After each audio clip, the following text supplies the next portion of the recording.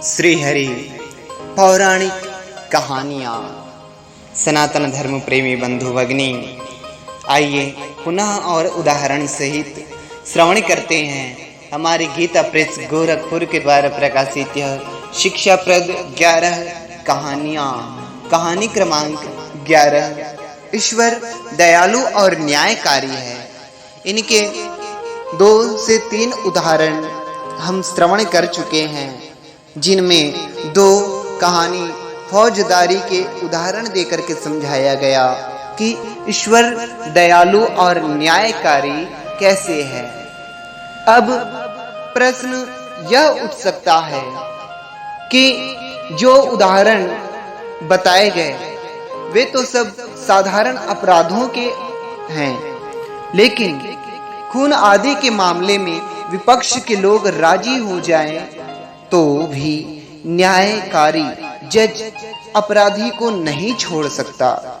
यदि छोड़ देता है तो वह अवश्य ही अन्यायी समझा जाता है। इसका उत्तर देने से पूर्व यह समझना चाहिए, खून या मनुष्य वध 3 प्रकार से किया जाता है। न्याय के लिए, भूल से या जानबूझकर अन्याय से। न्याय के लिए किया जाने वाला मनुष्य वध तो खून के अपराध में गिना ही नहीं जाता। निस्वार्थ भाव से धर्म की रक्षा के लिए, लोकहित के लिए, न्याय रक्षा के लिए या आत्मरक्षा के लिए जो नरवध होते हैं, उनमें तो मारने वाला दंडनीय ही नहीं होता। अपराधी को न्याय युक्त फांसी की सजा देने वाले जज या फांसी की सजा पाए हुए मनुष्य को फांसी पर लटकाने वाले जल्लाद को कोई अपराधी नहीं मानता। यथार्थ में डाकुओं से धन प्राण को बचाने के लिए उन पर शस्त्र प्रहार करने वाला भी पुरस्कार का प्राप्त पात्र समझा जाता है। हाल में बंगाली युवती ने बुरी नियत से घर में घुसकर आने वाले एक नौजवान को मार डाला था। वह पकड़ी गई, परंतु कोर्ट ने उसके कार्य की प्रशंसा करते हुए उसे छोड़ दिया। अवश्य ही मनुष्य के न्याय में इस गलती के लिए गुंजाइश रह सकती है कि वह किसी स्थल में न्याय अनुकूल कर्म करने वाले को भी दंडनीय समझ ले, परंतु अंतर्यामी सर्वतः चक्षु परमात्मा की यहाँ तो ऐसी भूल की कोई संभावना ही नहीं। दूसरे प्रकार का खून भूल से होता है। ऐसे खून का अपराधी कसूरवार तो समझा जाता है, क्योंकि उसकी असावधानी से ही नरहत्या होती है। ऐसा अपराधी चेष्टा करने पर छूट जाता है या कोशिश की कमी से उसे कुछ सजा भी हो सकती है। तीसरे प्रकार का खून क्रोध, लोभ, वैर आदि के कारण जानबूझकर किया जाता है। ऐसा अपराधी कसूर साबित होने पर यहाँ के कानून के अनुसार प्रायः न्यायालय से नहीं छूट सकता। इनमें पहले के उदाहरण तो दिए जा चुके हैं, ऐसे और भी अनेक उदाहरण मिल सकते हैं। श्री खड्ग बहादुर नामक नेपाली युवक ने अत्याचारी हीरालाल अग्रवाल को मार डाला था। उसे हल्का दंड भी हो गया था, परंतु लोगों के कहने पर वायसराय ने छोड़ दिया।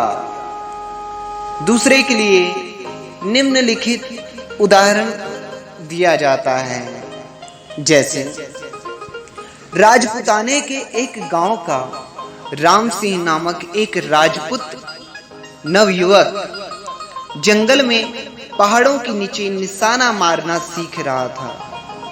पास ही उसका मित्र सजन सिंह खड़ा था। निशाने पर मारने के लिए वह बंदूक का घोड़ा दबा ही रहा था कि सामने से एक आदमी जाता दिखलाई पड़ा। उसको बचाने के लिए उसने हाथ घुमाया, घोड़ा दब गया और गोली छूटकर पास खड़े सजन सिंह के हृदय को चीरकर पार हो गई। वह धड़ाम से गिर पड़ा। राम सिंह के होश हवा हो गए। पुलिस आई, राम सिंह खून के अपराध में पकड़ा गया।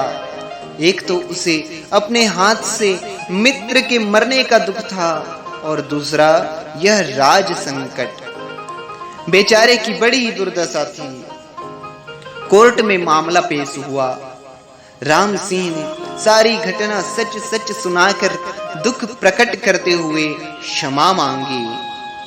हाकिम ने सज्जन सिंह के घर वालों से पूछा कि आप लोग सच कहें कि आपकी समझ से राम सिंह की नियत में कोई दोष था या नहीं।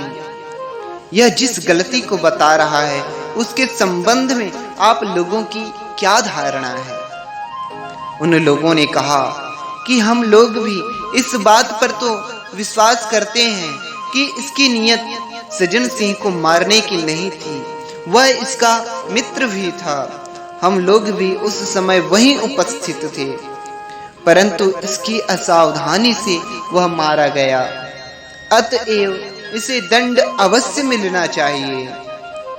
हाकिम ने उसकी नियत और सत्यता पर विश्वास कर आगे के लिए सतर्क करते हुए उसे बेदाग छोड़ दिया। क्या इस प्रकार के दया करने वाले हाकिम को कोई अन्यायी कह सकता है?